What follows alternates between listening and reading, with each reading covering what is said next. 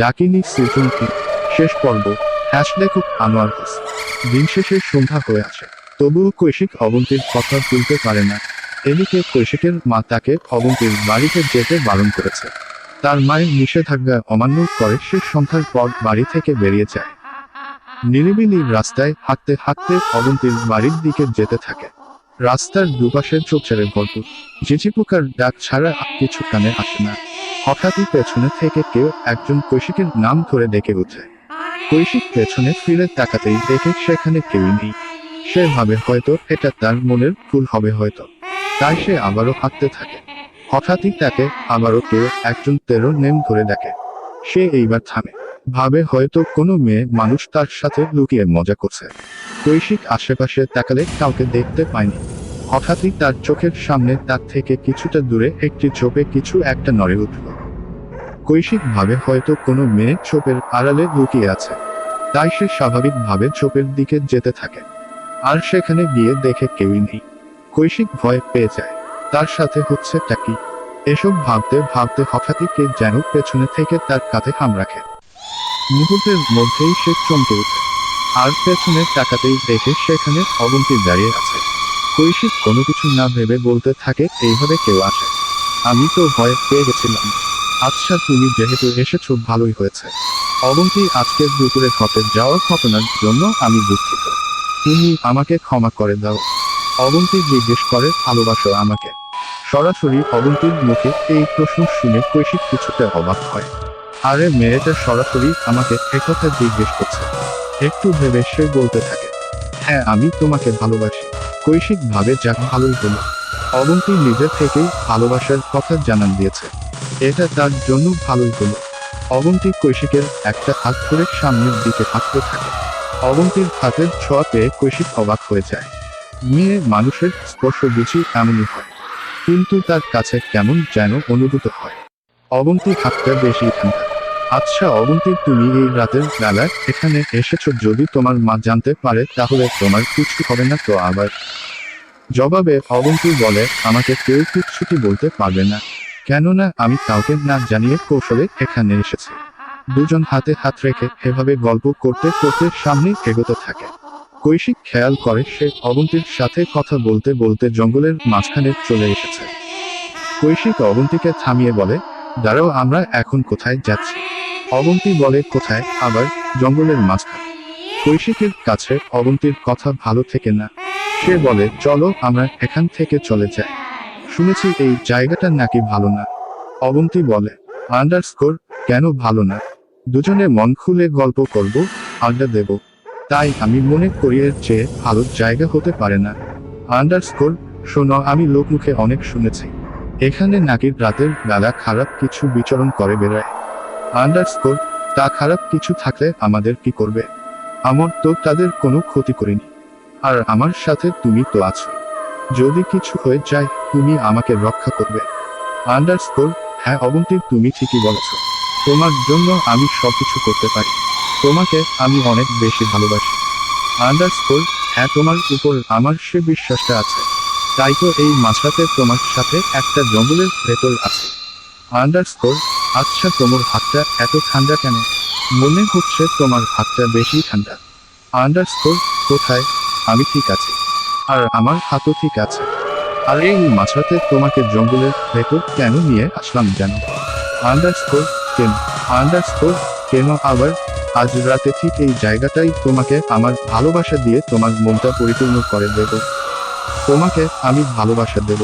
অবন্তীর মুখে হঠাৎই এসব অদ্ভুত কথা শুনে সে কিছুটা অবাক হয়, আর ভাবে এই রাতের বেলা সে এখানে জঙ্গলের ভেতর একা, তার সাথে অবন্তীও আছে। কিন্তু অবন্তীর কথাবার্তা শুনে তার কেমন যেন সন্দেহ হচ্ছে। হঠাৎই কৈশিকের চোখ যায় অবন্তীর পায়ের দিকে, আর তখনই কৈশিকের চোখ কপালে উঠে যায়। কি, এত দেখছি পা সম্পূর্ণ উল্টো দিকে ঘুরানো আছে। এটা দেখে কৈশিক অনেক ভয় পেয়ে যায়। তার মানে এখন সে অবন্তী ভেবে যার সাথে এই জঙ্গলের মাঝখানে বসে আছে সে তার অবন্তী না। এটা ভাবতেই তার গায়ে কাঁটা দিয়ে ওঠে। ভৌতিক গল্প 51। সর্বনাশ, এটা তাহলে কোন খারাপ কিছু? তখনই অবন্তী তাকে জিজ্ঞেস করে, কি হলো, তুমি কিসব ভাবতেছ? চলো না আমরা। বলতেই কৈশিক বলে, আমার না পেট খারাপ করেছে। এই মুহূর্তে আমাকে ওয়াশরুমে যেতে হবে।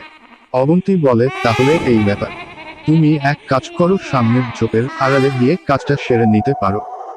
কৈশিক ভাবে এত সহজে ছাড়বেন না দেখছি। সে বলে, না, আমি খোলামেলার জায়গাতে কাজ সারতে পারবো না, আমাকে এই মুহূর্তে বাড়িতে যেতেই হবে।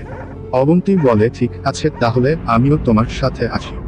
কৈশিক বলে, না, তোমাকে কষ্ট করতে হবে না, তুমি বরং এখানেই বসে অপেক্ষা করো, আমি যাব আর কাজ সেরে চলে আসবো, তুমি কিন্তু এখান থেকে যাবে না। অবন্তী বলে, আচ্ছা ঠিক আছে, আমি তাহলে এখানেই তোমার জন্য অপেক্ষা করছি। কৈশিক সাথে সাথে উঠে পড়ে। সে ভয়ে ভয়ে বাড়ির পথে হাঁটতে থাকে। তার কাছে কেমন যেন মনে হচ্ছে পেছনে থেকে কেউ তাকে অনুসরণ করছে। সে ভাবে, আরে আমাকে পেছনে তাকালে হবে না, বাঁচতে হলে তাড়াতাড়ি বাড়ি ফিরতে হবে, নয়তো ওই খারাপ জিনিসটা আমার ক্ষতি করতে পারে। তখন সে শুনতে পায় পেছনে থেকে অবন্তী তার নাম করে ডাকছে আর বলছে, কোথায় যাও তুমি, দাঁড়াও না। কৈশিক ভয় পেয়ে যায়।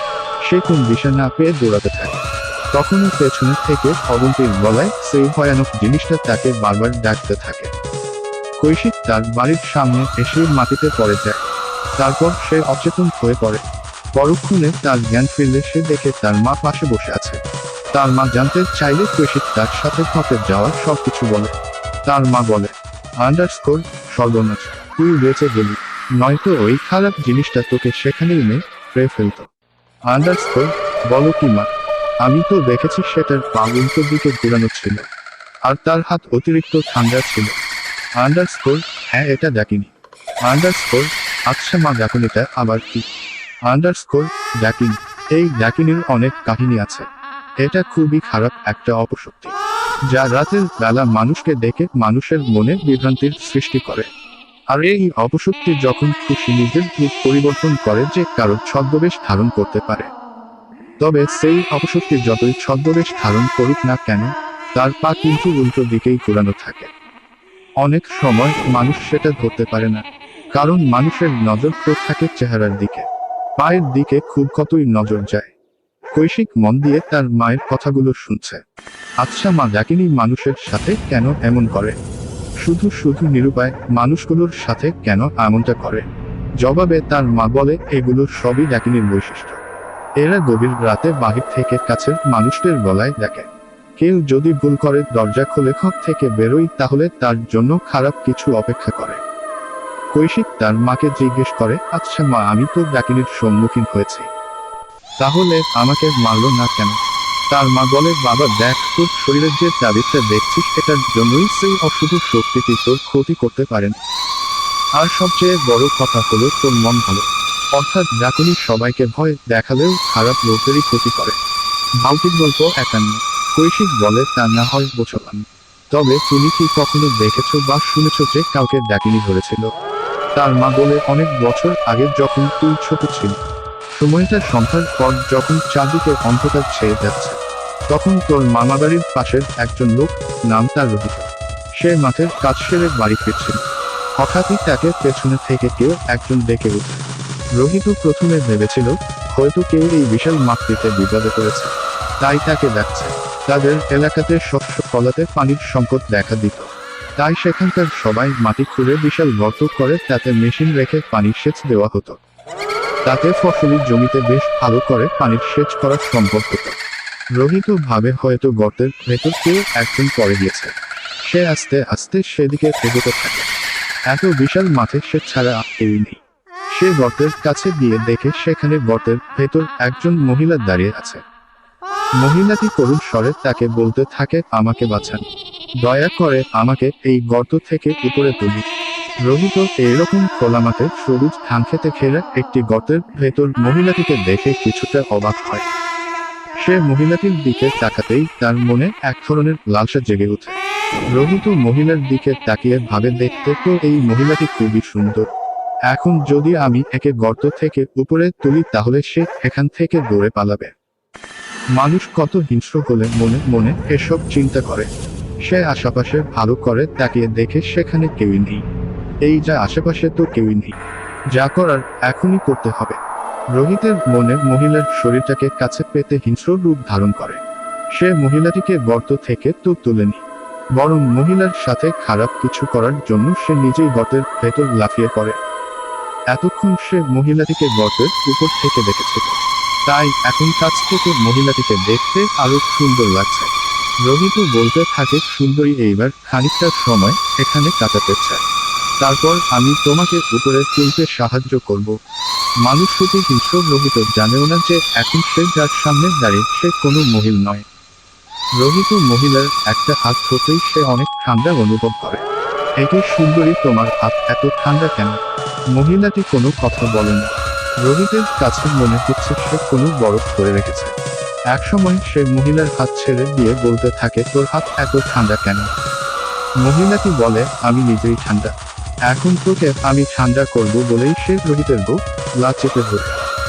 আর রোহিত মহিলার হাতটি ছাড়াতে চেষ্টা করে, কিন্তু সে কিছুতেই নিজেকে ছাড়াতে পারে না। ভৌতিক গল্প 51। দেখতে দেখতে মহিলাটি ভয়ঙ্কর রূপ ধারণ করে। দেখতে ডাইনির মতো লাগছে। ততক্ষণে রোহিতের নাক মুখ দিয়ে রক্ত বের হতে থাকে। রোহিত চোখ জোড়া বড় করে ডাইনির দিকে তাকিয়ে আছে। শুনশান একটা বিশাল মাঠে তাকে কেউ বাঁচাতে এগিয়ে এলো না। দেখতে দেখতে রোহিত সেখানেই মারা যায়। ডাইনিটি তখন ভয়ানকভাবে হাসতে থাকে, আর মুহূর্তের মধ্যেই সেই গর্ত থেকে বেরিয়ে আসে। গর্তের ভেতর পড়ে থাকে রোহিতের নিথর দেহ। ডাইনিটির চোখ যায় তখন সামনের বাড়িগুলোর দিকে। ডাইনিটি একটা রহস্যময় হাসি দিয়ে সেখানেই অদৃশ্য হয়ে যায়। কৈশিকের মা একটা দীর্ঘশ্বাস ফেলে বলে, তারপর সেই ডাইনিটি সেই বাড়িতে যায়। প্রায় রাতেই বাড়িতে থাকা লোকদের ডেকে বেরোত। ততদিনে এলাকায় এই ডাইনির খবরটা রটে যায়, তাই এলাকাবাসী আগে থেকেই সতর্ক হয়ে যায়। যতক্ষণ না কেউ ঘর থেকে বের হচ্ছে ততক্ষণ সেই ডাইনিটি কারো কোনো ক্ষতি করতে পারবে না। কৈশিক মন দিয়ে তার মায়ের কথা শুনে। আচ্ছা মা, তারপর কি হয়েছে? আর সেই ডাইনি নামক মহিলাটির কি হয়েছিল? জবাবে তার বলে, সেটা ডাইনি হলেও সবাই তাকে ডাকিনি বলেই ডাকে। এটা খুবই খারাপ একটা আত্মা, যা গভীর রাতে মানুষের বাড়ি বাড়িও ডেকে বেড়ায়। তার মায়ের মুখে এসব কথা শুনে কৈশিক ভয় পেয়ে যায়। আচ্ছা মা, তাহলে আমি যার পাল্লায় পড়েছিলাম এটাই কি সেই ডাইনিটা? তার মা বলে, হতেও পারে, কেননা একসময় সেই এলাকায় বড় একটা তান্ত্রিক দিয়ে সেই ডাইনি নামক ডাকিনীকে বন্দি করে একটি বটগাছে আটকে রাখা হয়। কিন্তু অতৃপ্ত সেই ডাকিনী সেখানে বন্দি থেকেও কৌশলের লোকজনদেরকে তার দিকে আকৃষ্ট করে। এলাকাবাসী তো ভুলেও সেই গাছটির আশেপাশে যায় না। তবে একদিন হয়েছে কি, দূর থেকে একজন অচেনা লোক এসে সেই গাছ তলায় বসেছিল। আর তখনই বটগাছে বন্দি থাকা সেই ডাকিনী তাকে তার নাম করে ডাকতে থাকে। লোকটি তো অবাক হয়ে যায়। সে ভাবে, আজব তো। আশেপাশে তাকিয়ে সেখানে কাউকে না পেয়ে সে ভাবে, আরে এখানে তো কাউকেই দেখতে পাচ্ছি না, তাহলে কে আমার নাম করে ডাকে? আর এখানে তো কেউই আমার পরিচিত নয়, তাহলে আমার নামটাই বা জানলো কিভাবে? লোকটি সেখানে থেকে চলেই যাচ্ছিল, তখনই সেখানে থেকে আবারও তার নাম করে ডাকে। এইবার সে লোকটা থেমে যায়। সে ভাবে, আরে মনে হচ্ছে কোনো মহিলা ডেকে উঠল। আর এই বিশাল বটগাছে একটা মহিলা আসবে কোথা থেকে? শুনেছি বটগাছে নাকি ভূত থাকে। তবে কি এখন আমাকে ভূত ডাকছে? না, আমি কি সব যাতা ভাবছি? লোকটি আবারও চলে যেতে চাইলে বটগাছটি থেকে কান্নার আওয়াজ ভেসে আসে। লোকটি ভাবে, এখানে হচ্ছেটা কি? সে জিজ্ঞেস করে, এই যে এখানে কেউ আছেন, আর থাকলে আপনি আমার সামনে আসুন। তখনই মেয়ের কণ্ঠে মিষ্টি কথা বলতে থাকে, আমি এই গাছে আটকা পড়েছি। একজন জাদুকর আমাকে এখানে আটকে রেখেছে। তুমি চাইলে আমাকে এখান থেকে মুক্ত করতে পারো। অদৃশ্য মিষ্টি কণ্ঠ শুনে লোকটি ভাবে, আরে এই মেয়েটি কি সব বলছে? বাস্তবে এসব হয় নাকি? আরে এই মেয়ে, তুমি কি সব বলছো? আরে বাস্তবে এইসব হয় নাকি? তখন মেয়ে কণ্ঠে বলে উঠে, হয়। আর বাস্তবে আমার অস্তিত্ব আছে। তোমার বিশ্বাস না হলে বটগাছে স্পর্শ করো, তাহলেই বুঝতে পারবে। লোকটি মেয়ে কণ্ঠ শুনে কথা মতো বট গাছটিতে স্পর্শ করে, আর সাথে সাথেই সেখানে বাতাস বতে গুরু করে। লোকটি ভয়ে পেছনে সরে যায়। চোখের সামনে বটগাছটি থেকে একটি সুন্দরী মেয়ে বের হয়ে আসে। মেয়েটিকে দেখা মাত্রই লোকটি তার প্রেমে পড়ে যায়। আহা, কি সুন্দর চেহারা মেয়েটির! যদি এই মেয়েটির ভালোবাসা পেতাম তাহলে জীবনটা ধন্য হয়ে যেত। জীবনে আর কোনো চাওয়া থাকতো না। তারপর লোকটি বলে, তুমি তো দেখতে অনেক সুন্দর, আমি তোমাকে বিয়ে করতে চাই। মেয়েটি তার দিকে তাকিয়ে মিষ্টি একটা হাসি দেয়। এমনিতেই সুন্দরী একটা মেয়ে, তার উপর সুন্দর তার হাসি। লোকটি বলে, আমি এতদিন সুন্দরী একটা মেয়ে খুঁজছিলাম, আজ তোমাকে পেয়ে গেলাম, বিয়ে করবে আমায়? ভাউটিক গল্প 51। মেয়েটি জিজ্ঞেস করে, বাড়িতে তোমার কে কে আছে? লোকটি বলে, বাবা মা, ছোট ভাই ও একটি বড় বোন আছে। মেয়েটি বলে, আমারও তোমাকে পছন্দ হয়েছে। তারা দুজন হাঁটতে হাঁটতে গল্প করতে থাকে। পথিমধ্যে দুজন লোক মেয়েটির সৌন্দর্য দেখে মেয়েটির প্রতি আকৃষ্ট হয়ে যায়। সেই লোক দুটি মেয়েটির পিছু নেয়, আর ওই লোকটিকে কৌশলে একটা ছোট পরিত্যক্ত ঘরে আটকে রাখে। লোক দুটি মেয়েটির সাথে সাথে খারাপ কিছু করার চেষ্টা করলে দেখতে দেখতে তাদের সামনেই মেয়েটি ভয়ঙ্কর একটি ডাইনিতে রূপান্তর হয়। ভয়ঙ্কর ডাইনিকে দেখে লোক দুটো দৌড়ে পালানোর চেষ্টা করে, কিন্তু তাতে লাভ হয়নি। ভয়ঙ্কর ডাইনিটি সেই লোক দুটোকে মেরে ফেলে, আর পুরো দৃশ্যটা ঘরে বন্দি থাকা সেই লোকটা দেখতে পায়। লোকটি অনেক কষ্টে সেই পরিত্যক্ত ঘর থেকে বেরিয়ে পালানোর চেষ্টা করলে ডাইনিটি সেখানে গিয়ে বলতে থাকে, তুই পালাচ্ছিস কোথায়? তুই না আমাকে বিয়ে করবি? লোকটি বলে, আমাকে ছেড়ে দাও, আমি কিছু করিনি, আমি যেতে চাই। ডাইনিটি বলে, তোকে তো আমাকে বিয়ে করতেই হবে। লোকটি বলে, আমাকে ছেড়ে দাও, আমি বাড়ি যাব। ডাইনি তার মাথার চুল লোকটির লায়ে পেঁচিয়ে ধরে, আর ডাইনিটি ভয়ানক ভাবে আওয়াজ করে বলতে থাকে, আমাকে বিয়ে না করে তুই চলে যাবি? এটা তো হয় না। লোকটির নাক মুখ দিয়ে রক্ত বের হতে থাকে। কিছুক্ষণ পর লোকটি মারা গেলে ডাইনিটি বলতে থাকে, আমি এইবার মুক্ত, আমাকে কেউই থামাতে পারবে। এইবার আমি যাকে পাবো তাকেই মেরে ফেলবো। একথা ডাকুনি নামক সেই ডাইনিটি সেখানেই অদৃশ্য হয়ে যায়। এই পর্যায়ে এসে কৈশিক তার মাকে থামিয়ে জিজ্ঞেস করে, আচ্ছা মা, ডাকিনি কি ভালো খারাপ সবাইকে মেরে ফেলে? তার জবাব দেয়, আসলে এদের কাছে ভালো মন্দ বলে কিছু হয় না। এই ডাকিনি একবার যার পিছু নেয় তাকে নামে শান্ত হয় না। আর তোকে একটা বলি বাবা, রাতের বেলা তুই দেখিস ভুলেও বাহিরে যাস না। কৈশিক তার মায়ের কথায় মাথা নাড়ে। সেই রাতে কৈশিক তার রুমে গিয়ে শুয়ে পড়ে। পরদিন সে পরশের বাড়িতে যায়। আজ সে পরশের ছোট বোন অবন্তীর কাছে ক্ষমা চাইবে, কিন্তু অবন্তী তো বাড়িতে নেই। অবন্তীর মা জানিয়ে দেয় এখন সে স্কুলে আছে। কৈশিক আর দেরি না করে অবন্তীর স্কুলের সামনে গিয়ে অপেক্ষা করতে থাকে। একসময় স্কুল ছুটি হলে অবন্তীর সাথে তার দেখা হয়।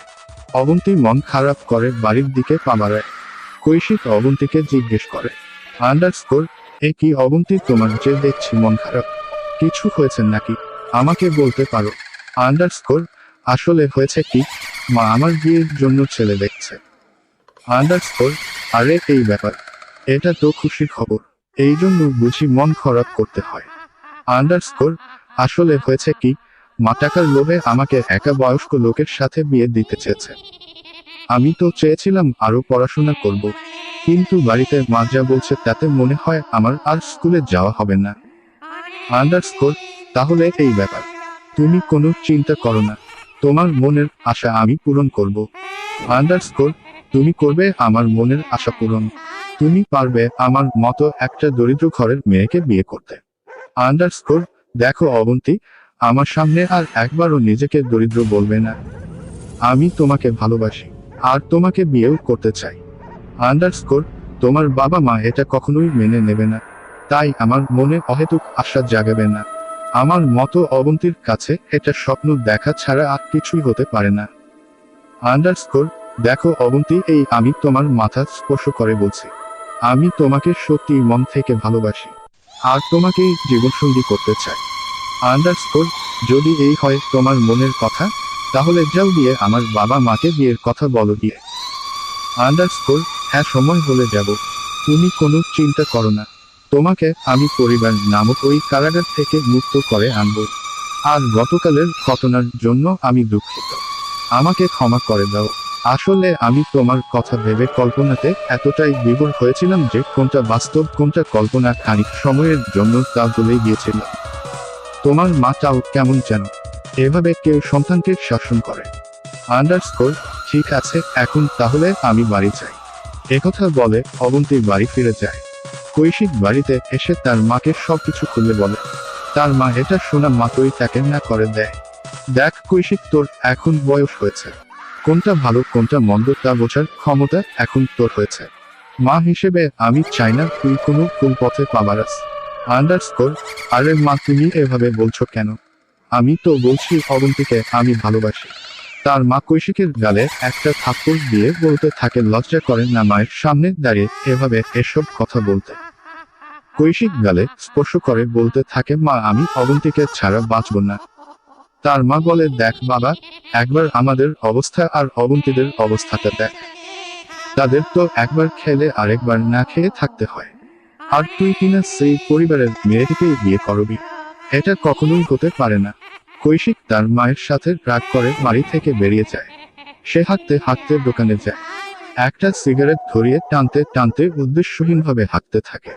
ধূমপান করবেন না, ধূমপান স্বাস্থ্যের জন্য ক্ষতিকর, ধূমপান করবেন না। যদিও এর আগে সে কোনোদিনই সিগারেট খায়নি, তাই সিগারেট ফেলে সে অবন্তীর কথা ভাবতে থাকে।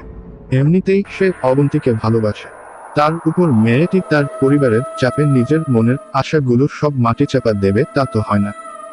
একসময় সন্ধ্যা হয়ে আসে, চারদিকে অন্ধকারে ছেয়ে যায়। কৈশিক তখনও বাহিরে। হঠাৎই কে যেন তার নাম ধরে ডেকে ওঠে। হঠাৎই কারো ডাক শুনে কৈশিকের মনটা ছ্যাপ করে ওঠে। কে? না, তাকে কেউ ডাকেনি। সে আশেপাশে খুঁজতে থাকে, কিন্তু কাউকেই দেখা যায়নি। সে ভাবে হয়তো এটা তার মনের ভুল ছিল, কিন্তু পরক্ষণেই কে যেন আবারও তার নাম করে ডেকে ওঠে। কৈশিক, এই কৈশিক। কৈশিক তখনও আশেপাশে অনেক খুঁজে দেখে, কিন্তু না, কোথাও কেউ নেই। আরে ওইটা আবার কি? দেখে তো মনে হচ্ছে কোনো মেয়ে বসে আছে। আজব তো, এই সন্ধ্যার পর অন্ধকারে একটি মেয়ে চোখচারে কি করছে। কৈশিক আস্তে আস্তে সেদিকে হাঁটতে থাকে। এখন তাকে কেউ ডাকে না, তার থেকে কিছুটা সামনে চোখের আড়ালে কেউ একজন বসে আছে। কৈশিক ভাবে হয়তো এই মেয়েটি তাকে ডেকেছিল, তাই সে আর কিছু না ভেবে এক পা দুপা করে সামনে এগোয়। একি, এত অবন্তী বসে আছে। একি অবন্তী, তুমি এই সময় এখানে বসে আছো? অবন্তী উঠে দাঁড়ায়। আমি তো সেই কখন থেকেই এখানে তোমার জন্য অপেক্ষা করছিলাম। এই বুঝি তোমার আসার সময় হলো। ভৌতিক গল্প 51। কৈশিক কিছু বলতে চাইলে অবন্তী তাকে থামিয়ে বলতে থাকে, কৈশিক জানো, আমি এখানে এই রাতের বেলা অনেক আশা নিয়ে এসেছি। আমার অনেক আশা আজকে চাঁদনির রাতে জ্যোৎস্নার আলোতে দুজনে পুকুরে গোসল করব। কি, তুমি আমার সাথে গোসল করবে না? কৈশিক বলে, কিন্তু এখন তো রাতের বেলা, আর এখন যদি পুকুরে যদি খারাপ কিছু থেকে থাকে। আর অবন্তীর দেখো, আমরা এখনো বিয়ে করিনি, এভাবে দুজনে পুকুরে গোসল করাটা ঠিক হবে কি? অবন্তী বলে, আরে তুমি তো দেখছি বোকার মতো কথা বলছো, আমরা তো শুধু গোসল করব। কি হলো কৈশিক, তুমি আমার এই আশাটা পূরণ করবে না? কৈশিক কিছু বলার আগেই অবন্তী তাকে এক ধাক্কায় পুকুরের পানিতে ফেলে দেয়। পুকুরটি অনেক গভীর। কৈশিকে বলে, আরে অবন্তী, এটা তুমি কি করলে? অবন্তী বলে, আমি ঠিকই করেছি বলেই সে নিজেও পুকুরের পানিতে ঝাঁপিয়ে পড়ে। অবন্তী সাঁতরে কৈশিকের কাছে যায়, আর সাঁতার দেওয়ার সময় কৈশিক খেয়াল করে এটা অবন্তী না, কেননা এটার পা সম্পূর্ণ উল্টো দিকে। এটা দেখা মাত্রই সে ভয়ে জড়সড় হয়ে যায়। কৈশিক ভাবে, সেদিন তো এর থেকে বেঁচে গিয়েছিলাম, আজ কিভাবে কি করব বুঝতে পারছি না। অবন্তী তার কাছে আসে, কিন্তু দেখতে অবন্তীর মতো হলেও এটা কিন্তু তার অবন্তী নয়। কৈশিক খেয়াল করে তার গলার চাবিটি নেই। সে ভয় পেয়ে যায়, এই যা, এবার কি হবে? অবন্তীর ছদ্মবেশধারী যখন তাকে ধাক্কা দিয়ে পানিতে ফেলেছিল তখনই তাবিজটি গলা থেকে ছিটকে পানিতে পড়ে। কৈশিক দেখে অবন্তী তার কাছেই চলে এসেছে। তখনই কৈশিক সাথে দ্রুত তাবিজটি নিয়ে গলায় পরে নিল। যখনই সে অবন্তীর তাকে ধরতে আসে তখনই সে ভয় পেয়ে দ্রুত পুকুর থেকে ওঠার চেষ্টা করে। এই রাতের বেলা নোংরা একটা পুকুরে একটা ডাকুনি তার সাথে সাঁতরাচ্ছে। সে পুকুর থেকে উঠতেই যাবে অমনি অবন্তীর তাকে ধরে ফেলে। কৈশিক ভয়ে ভয়ে পেছনে ফিরে তাকাতেই দেখে অবন্তীর হাত দুটো অনেক লম্বা হয়ে গেছে, আর সেই লম্বা হাত দিয়ে তাকে শক্ত করে ধরে রেখেছে। কৈশিক বলতে থাকে, দেখো, আমাকে আছড়ে দাও, আমি বাড়িতে যাব। তখনই সেই অবন্তী হাসতে হাসতে ভয়ঙ্কর রূপ ধারণ করে। তুই নিজেকে খুবই চালাক ভাবিস, তাই না? আজ তোকে তো আমি শেষ করেই ছাড়বো। এই পর্যন্ত যাকেই আমি চেয়েছি তাকেই নিজের শিকার বানিয়েছি, আজ তোকেও মেরে আমি শান্ত হব। বলেই সেই ভয়ানক ডাইনিটি কৈশিককে ধরে শূন্যে ভাসিয়ে ধরে রাখে। কৈশিক শরীরে প্রচণ্ড যন্ত্রণা অনুভব করে। তখনই সেখানে কৈশিক তার মায়ের গলা শুনতে পায়। তার মা টর্চ হাতে তার দিকেই আসছে। এটা দেখে কৈশিক কিছুটা স্বাভাবিক হয়। সে চিৎকার করে বলতে থাকে, ওই মা, আমাকে বাঁচাও। তার মা বলে, বাবা, তোর কিছুই হবে না, আমি সাথে কবিরাজ তান্ত্রিক নিয়ে এসেছি। কবিরাজ তার কাজ শুরু করে দেয়। ডাকিনী নামক ভয়ঙ্কর সেই ডাইনিটি ভয়ঙ্করভাবে হাসতে থাকে। আরে তুই তো একটা মানুষ, তুই আমাকে কি করবি? এখন আমি তোকে মা রব বউ। ডাইনিটা তান্ত্রিকের দিকে আসতে থাকে। তান্ত্রিক হাতে থাকা কিছু ধুলো দিয়ে তার চারপাশে বৃত্ত আঁকে, যার ফলে সেই ডাকিনী নামক ডাইনিটা তার কাছে আসতে পারে না। তান্ত্রিক বলে, তুই কৈশিকের পিছু নিয়েছিস কেন? কৈশিকের থেকে দূরে চলে যা, নয়তো তোর এমন অবস্থা করব যে কোনো ছল ছাতুরিতেই আর নিজেকে মুক্ত করতে পারবি না। ভয়ানক ডাইনিটির রহস্যময় হাসি দেয়। তান্ত্রিক কৈশিকের মাকে কাছে ডেকে বলতে থাকে, আপনার ছেলের মৃত্যু খুবই নিকটে, তার বিপদ আসতে চলেছে। তান্ত্রিকের কথা শুনে কৈশিকের মা ভয়ে পেয়ে যায়। আপনি যেভাবেই হোক আমার ছেলেকে বাঁচান, আমার ছেলেকে বাঁচান। তান্ত্রিক তার মাকে থামিয়ে বলে, থামো, এখন মায়াকান্না করার সময় নয়, যা করার তা জলদি করতে হবে। আপনার ছেলেকে বাঁচাতে হলে একটি পথ খোলা আছে। তার মা জানতে চাইলে তান্ত্রিক বলে, এই ডাইনিটি যেহেতু অবন্তীর রূপ ধারণ করে কৈশিকের ক্ষতি করতে চেয়েছিল, তাই অবন্তী নামক মেয়েকে আপনার ছেলের কাছে বিয়ে দিতে হবে, আর তা খুবই তাড়াতাড়ি করতে হবে, নয়তো এই ছলনাময়ী ডাকিনী আপনার ছেলেকে মেরে ফেলতে পারে। তান্ত্রিকের মুখে একথা শুনে চিন্তা করে, এখন আর এসব ভাবার সময় নেই, আগে নিজের ছেলেকে বাঁচাতে হবে। তাই কৈশিকের মা দ্রুত অবন্তী ও তার মা বাবাকে সাথে নিয়ে সেখানে পৌঁছায়। সাথে একজন খুচরো নিয়ে আসে। কৈশিক তখনও সেই ডাইনির হাতে বন্দী। কৈশিকের এই অবস্থা দেখে অবন্তী দৌড়ে সেখানে যায়। আর অলৌকিক হলেও সত্য যে অবন্তী যখনই কৈশিকের হাতে স্পর্শ করে, তখনই সেই ডাকিনীটি তাকে ছেড়ে দিয়ে শূন্যে ভাসতে থাকে। তবুও সেই ডাকিনী নামক ডাইনিটি শেষবারের মতো তার মাথার চুল পেঁচিয়ে কৈশিকের শরীরটাকে পিষতে থাকে।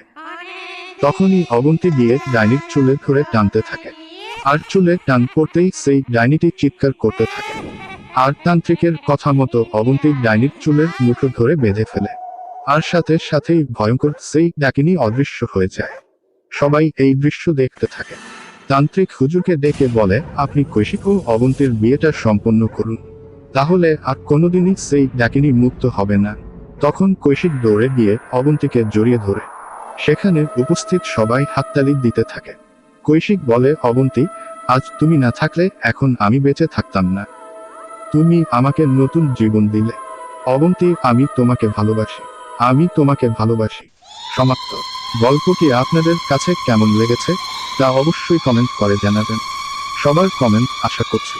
আপনার একটা কমেন্টে ভৌতিক গল্পকে নতুন গল্প লিখতে উৎসাহিত করবে। আর একটা কথা, আপনার আশেপাশে পরিচিত যারা ভৌতিক গল্প পড়তে পছন্দ করে, তাদেরকে ভৌতিক গল্পে আমন্ত্রণ করে গল্প পড়ার সুযোগ করে দিন, যাতে তারা গল্পগুলো পড়তে পারে। সবাইকে ভৌতিক গল্পের ব্যাপারে জানান ও ভৌতিক গল্প পড়তে উৎসাহিত করুন। গল্প ডাকিনী সিজন 3 শেষ পর্ব। লেখক আনোয়ার হোসেন। প্রকাশ 04 এপ্রিল 2024 বুধবার।